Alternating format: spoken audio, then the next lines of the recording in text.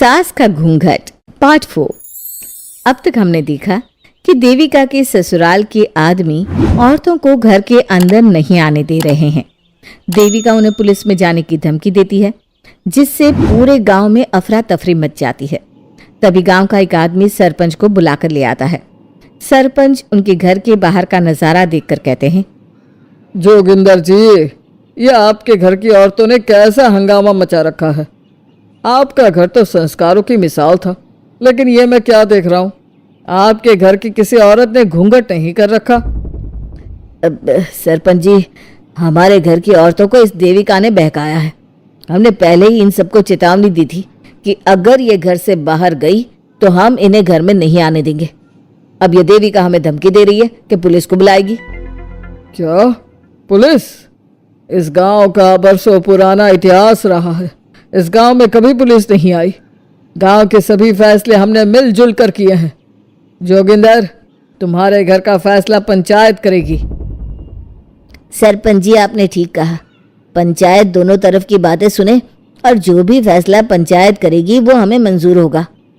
तो ठीक है, आज दोपहर को सभी गांव की चौपाल पर इकट्ठा होंगे और वहीं तुम्हारे घर का फैसला होगा। सरपंच वहां से चला जाता है। घर के आदमी घर के अंदर जाकर दरवाजा बंद कर लेते हैं और घर की औरतें वहीं घर के बाहर पेड़ के नीचे बैठ जाती हैं।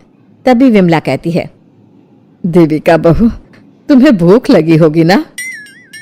नहीं माँ जी, मुझे भूख नहीं लगी, मैं ठीक हूँ। बहू, तेरा बच्चा छोटा है अभी, तुझे भूखा नहीं रहना चाहिए।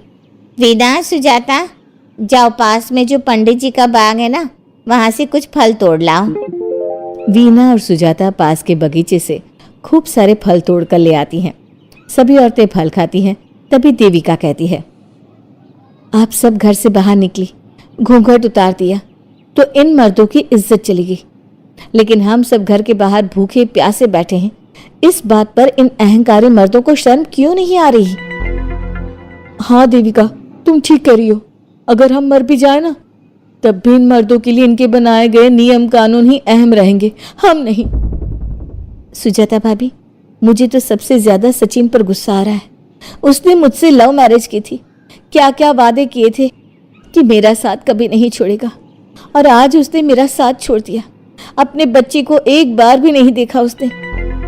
देविका, वो शुरू से ही ना डरपोक रहा है, लेकिन इन सारी बातों को छोड़ो। मुझे तो इस बात की चिंता हो रही है कि पंचायत में न जाने क्या फैसला होगा। पता नहीं वो इंसाफ करेंगे भी या नहीं।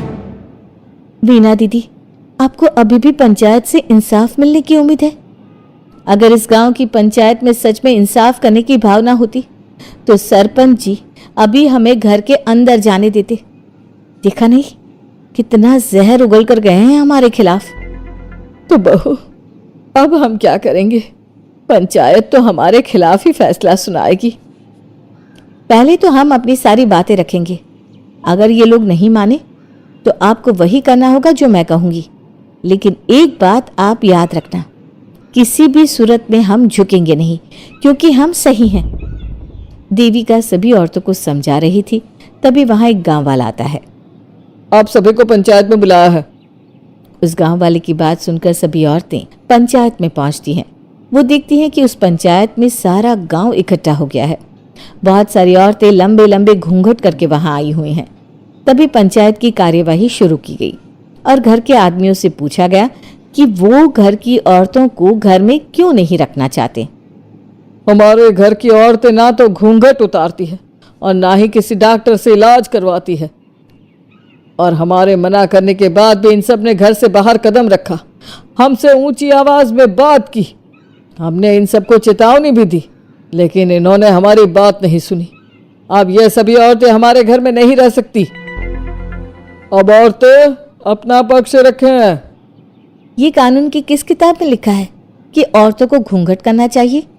और अगर मेरे ससुराल की औरतें मुझे डॉक्टर के पास ना लेकर जाती तो ना मेरा बच्चा जिंदा बचता और ना ही मैं। लेकिन दाई अम्मा से हम इलाज करवा रहे थे ना। दाई अम्मा को कुछ समझ में नहीं आ रहा था। देविका का इलाज दाई अम्मा के बस की बात नहीं थी। काफी देर तक दोनों पक्षों में बहस चलती रही। दोनों एक दूसरे पर आरोप प्रत्यारोप लगाते रहे। लेकिन दोनों पक्षों की बात सुनने के बाद पंचायत ने जो फैसला लिया उसके लिए तो देविका पहले से ही तैयार थी। दोनों पक्षों की बात सुनने के बाद पंचायत ने यह फैसला किया है कि सारी गलती महिलाओं की है। अगर वो अपने अपने पतियों से माफ़ी मांग लेती है और वादा करती है कि भविष्य में कभी ऐसी गलती नहीं दोहराएंगी तो वो घर के अंदर प्रवेश कर सकती हैं। हमें पंचायत का फैसला मंजूर नहीं है। हमने कोई गलती नहीं की जो हम माफी मांगे। और किस बात का वादा करें हम? हमने देविका की जान बचाई है, तो आप हमसे भविष्य में किसी की जान न बचाने का वादा ले रहे हैं क्या? अगर तुम्हें पंचायत का फैसला मंजूर नहीं है तो तुम सबको घर में नहीं पुरानी हवेली में रहना होगा जो अब खंडहर बन चुकी है। यह खंडहर तुम्हारे घर के सामने ही है।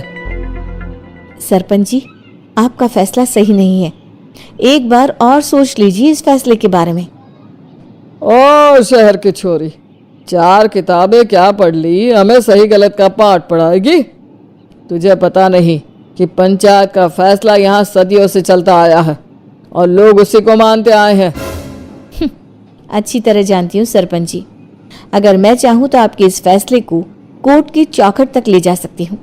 पुलिस को बुलाकर अभी घर के अंदर जा सकती हूँ।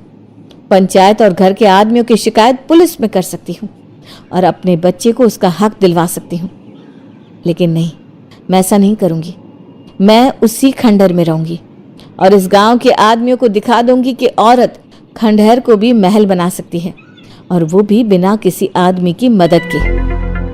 सारे गांव की औरतें देविका की बातें सुनकर हैरान हो जाती है। उनका जीवन घूंघट और घर के 4 दीवारी के बीच में ही था। कोई औरत अपने हक के लिए पंचायत से भी टकरा सकती है, ये बात उन्होंने पहली बार सुनी थी। अब देविका घर की औरतों के साथ खंडहर में चली जाती है। माँ जी, ये खंडहर तो काफी पुराना है। भाभी, खंडहर पुराने ही होते हैं। मुझे तो डरावना भी लग रहा है। मैं डर की वजह से कभी इस खंडहर के आसपास भी नहीं आई, लेकिन मुझे क्या पता था कि एक दिन इसी में रहना पड़ेगा।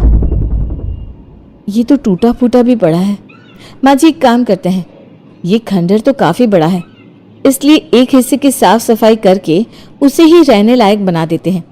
बाद में धीरे धीरे पूरा खंडहर ठीक कर लेंगे। हाँ बहू, तुम ठीक कह रही हो। विमला भाभी और मैं इस खंडहर के टूटे हुए हिस्सों पर मिट्टी और ईंटें लगा देते हैं। सुजाता और विना, तुम साफ सफाई कर लो।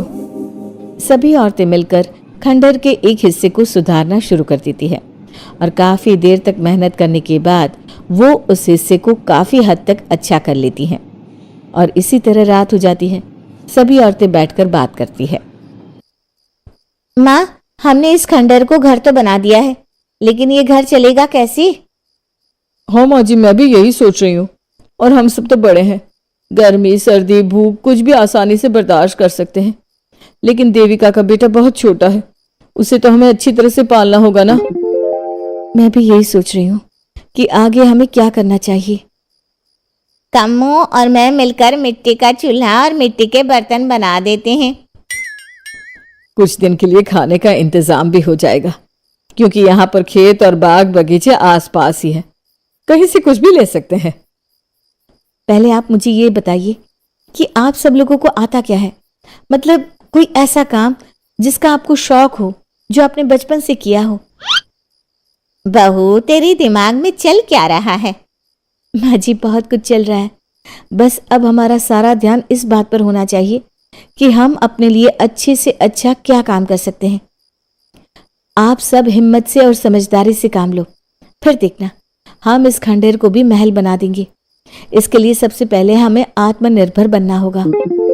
देविका सभी को समझा रही थी, तभी उसका बेटा रोने लगा। उसने अपने बेटे को गोद में उठाया और उसे चुप कराने लगी। अब देविका के सामने सबसे बड़ी चुनौती थी कि वो किस तरह से ससुराल की औरतों को आत्मनिर्भर बनाए और किस तरह से अपना घर चलाए।